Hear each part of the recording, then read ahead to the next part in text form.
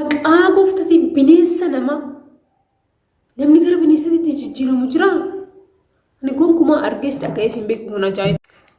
Hashama harka fuudhee jalatamtootaaf kabajamtoota hordoftoota chaanaalii kootii akkam jirtanii fayyaa jirtanii nagaa kootii galata waaqayyoo baga nagaa taatanii arras viidiyoo haaraadhaan dhufeen jira akka jalatanii sabbiin qaba yeroo baay'ee jechuudha torbee darbe kana akkuma jiruun gaafii garaagaraa gaafattanii turtanii deebiillee isiniif deebisaan turre dhiifamanaaf godhaa sana irratti immoo biisiin ture akkuma isinitti himee ture yeroo darbee intiniin qabuun ture.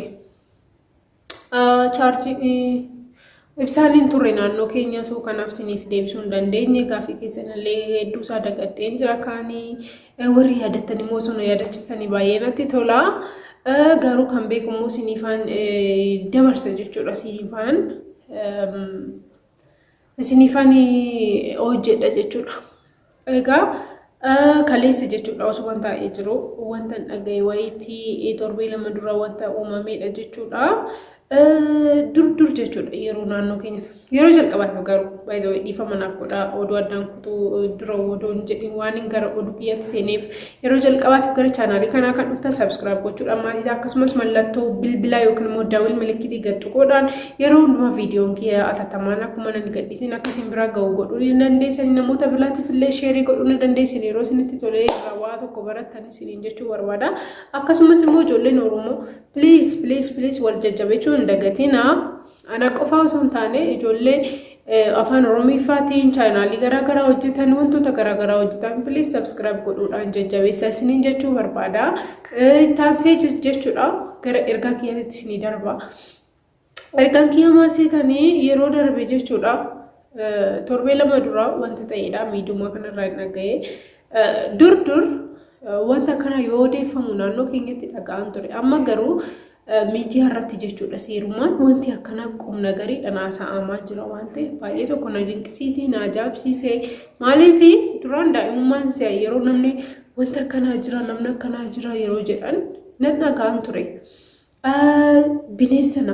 Bineensa namaadha argitanii beektus akkam bineensi namaa Yesuus maqaa rabbiitiin bineensi namaa jira jechuudha addunyaa kanarra. Guyyaa normaalii nama gaariidha nama namaaf yaadu nama waliin nyaatee dhugaa nama waliin wanta adda addaa raawwate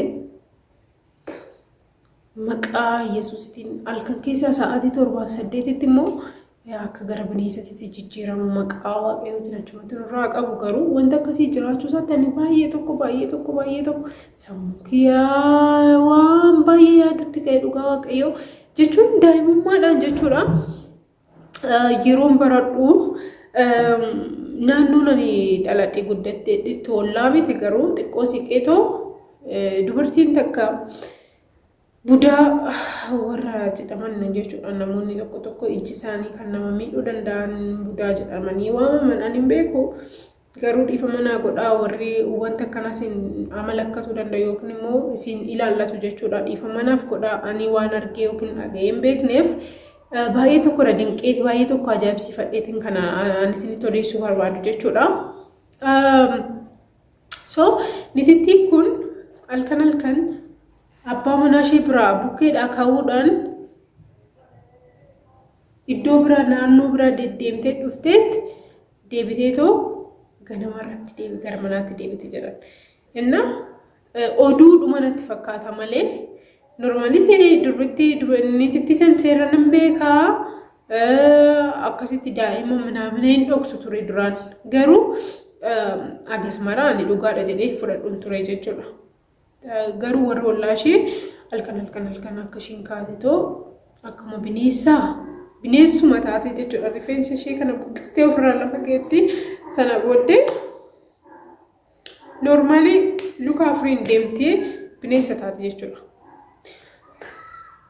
Na akkasiin jira እና ሶሻል ሚዲያ ከነረቲ ማሊዳን ሚዲያ ሱማላ ከታይም ቤኩ ገሩ አከጨራ ታይቱ መጫል ጀደ ዩቲዩብ ረት አርገን ኦጋን አቀፈዶ አሞ ጀልቀባ ማጥማት ነቀፈደ ዱበርቲን ቱኒ ወልጃለተኒ ጃላላም ፍንፍኔት ጀቹዳ በሩምሰፋች ደምቴ ወልጃለተኒ አይ ነመና ሙሰቀቤ ሰጀቲ ነመና ጃለቱ ነመና ከበጁ Bakka jettee gaafa ani isa bira ture galgala dafii galii naan jedha. Gaafa san immoo gaafa inni dafiitii na biraa galii naan jedhu rispeektii anaaf qabuu fi wanta biraa keessaa akka nuti hin seenneef natti fakkaata malee wanta biraa takkaayyuu yaadeen beeku jettee dubbachaa turte jechuudha. Wanta biraa yaadeen beeku amman abbaa haadha manaasaa ta'eetu wajjin jiraachuu jalqabu kanatti jetti. Yeroo sanitti immoo baay'ee kan jaalattu baay'ee kan kabajju yeroo tokko ishee wajjiniin isheen odoo barumsa fixin hojjechaa jira. Isheen odoo barumsa fixin daa'imti uumamuu danda'e walitti dhufeenya isaaniitirraa kan ka'e fedhii foonitiif miti kan natti dhiyaate baay'ee na jaalata baay'ee na kabaja jettee daa'imti uumamee ture. Daa'imti uumame sun ani barumsa kiyya waan finneef akka inni ba'uun godhe jette. Sana booddee ani yeroo sanitti sodaadheen ture jaalalli keenya adda cita jedhee jaalalli keenya walirraa fagaachaa deemna jedhee baay'isee sodaachaan ture. Inni garuu kabajni anaaf qabu jaalalli anaaf qabu adda ture. Kan duraanii caalaa jaalala akkanatti qabu naaf qabu natti argisiisaa ture baay'ee tokko na jaalata na kabaja jette.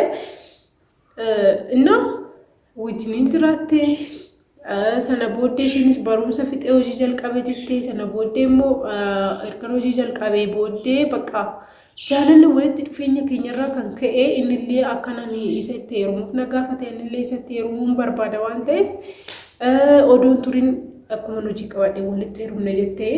So gaaf tokko osuma waliin jiraachaa jiraannu yeroo hundumaa jettee sa'aatii 6 duratti yookiin ruubii irrootti yookiin sa'aatii 6 gonkumaa yoo dabarsinu jettee gaafa hirribaaf kaanu gaaf tokko akka carraa ta'ee armeentii dhukkubsatte jettee bishooftuudha jechuudha yookiin dabra zayitiidha kan isheen jiraattu. Armeentii gaafa dhukkubsattee hirribni gonkumaa yoo nan qabne jette. Innaa cinqamatan ture sammuu kiyya dhiphachaa ture dhukkuba ishee isa waan dhaga'ee fi sana booddee abbaan manaa kiyyaa sa'aatii 7 akkasitti sa'aatii 7:30 yeroo ta'utti gaafa ani dhagaatan jira inni garuu in ka'e jetti. Gaafa inni ka'u zoor jedhee gaafa laalu abbaan manaa kiyya osoo hin taane intini hin arge jette. Uumama yookiin immoo bineensa argee jette. Insasaa jechuudha. So baay'isee rifadhee tanaan dhokadhee jettee fuula keetti shaffanadhee jettee sana booddee baay'ee deeme jettee sana booddee ganama dhufe jettee baay'ee tokko dhiphadhee isarratti immoo maaziriin kee dhukkubsachaa jirti wanni godhu wallaalle jette. So adda baafachuudhaaf jedheen guyyaa san dabra zayitii deemee armeetii gaafachuudhaaf hin ture.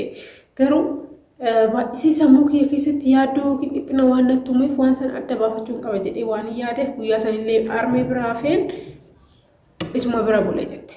Gaafa isa bira bulu bariisaa sirraafnee beekatuma sana eegaa ture ammallee sa'aatuma sanitti jijjiiramee gara bineensaatti qayyarame jette. Innaa baay'ee tokko nama tulfata keessi. Maal jedhamu wanta akkanaa jechuun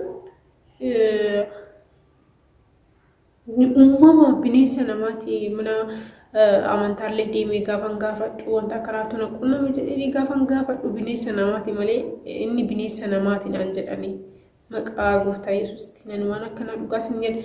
Yeroo daa'imummaa kooti yeroo nutti himan jechuudha. Jechuun amma ta'e tokko hin jettanii beektanii shook taatu garuu